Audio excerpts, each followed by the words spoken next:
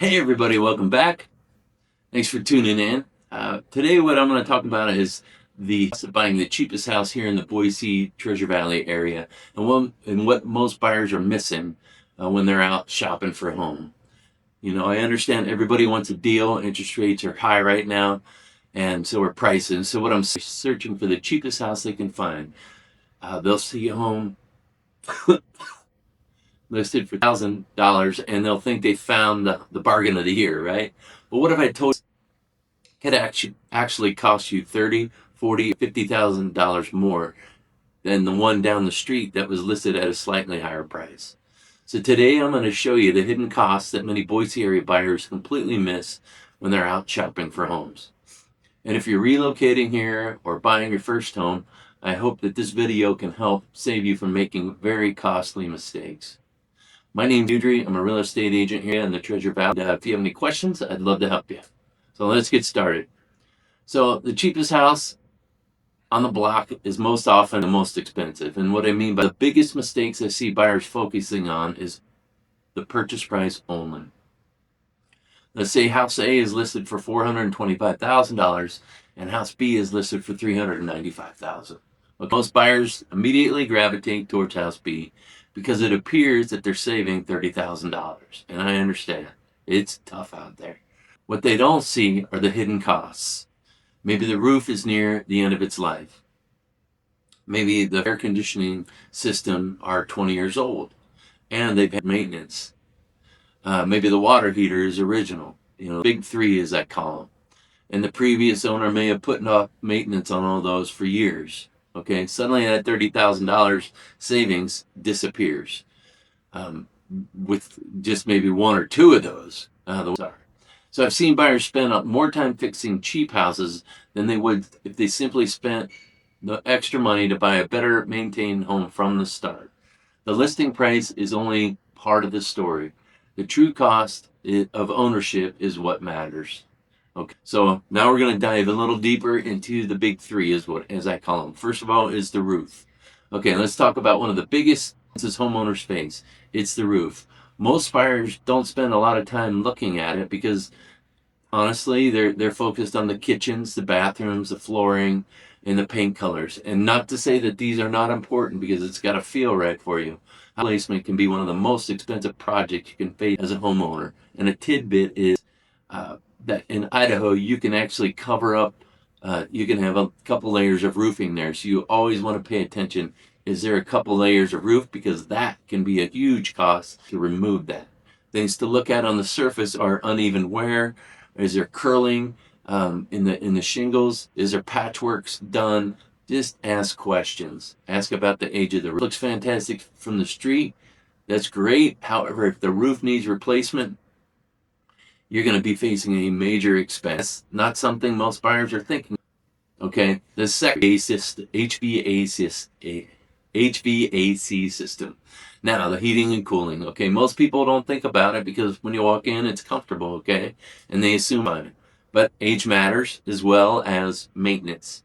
And I mentioned earlier, most of these units schedule on the unit itself, so you want to kind of have a look at viewing homes.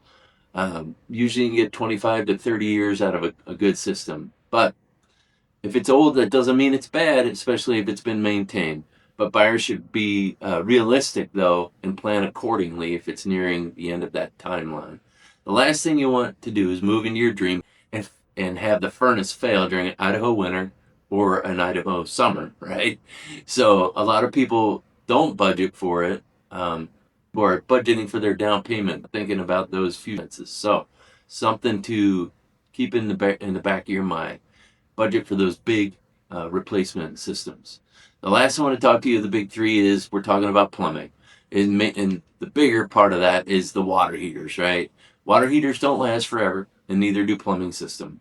Many buyers don't look beyond whether the faucets turn off and on, water pressure, and again, I get it, I understand. However, the bigger expense is in the plumbing system. Older homes can have aging plumbing that will need attention. Water heaters, shut-off valves, supply lines, these things don't get attention they deserve until something fails. Ask questions. Have these been replaced? Are these original? And if fails, it usually, so the goal isn't to scare you here. The goal is for you to help you understand what you need to look for when you're buying and paying that repair bill, or potentially paying that repair bill. Talk about flip houses. This is another thing I see a lot, right? The flip houses, fresh paint, new flooring, updated well. I get it. It's amazing, very eye catching. But actually, what was fixed, right? Was it simply fixed, or was it covered up? Cosmetic improvements are easy to see, and they draw you in, right? But the expensive stuff usually isn't fixed. So ask questions. I'd rather buy a home with solid systems, a newer roof, and quality workmanship than one with trendy finishes and deferred maintenance. The house isn't always prettiest. Okay, so what should buyers really look for? So, what buyers should be focused beyond the cosmetics. Again, I understand it's a very emotional an emotional thing. Ask about the age of the roof. Ask about the HVAC system. Ask about the maintenance on those systems. Pay attention to the workmanship. Pay attention to the details. Open doors, closed doors, open underneath sinks. Does it smell? Think about the home that will cost over the next 5 to 10 years, not just what it costs you today. Decisions are the ones who understand the entire picture, not just the purchase price.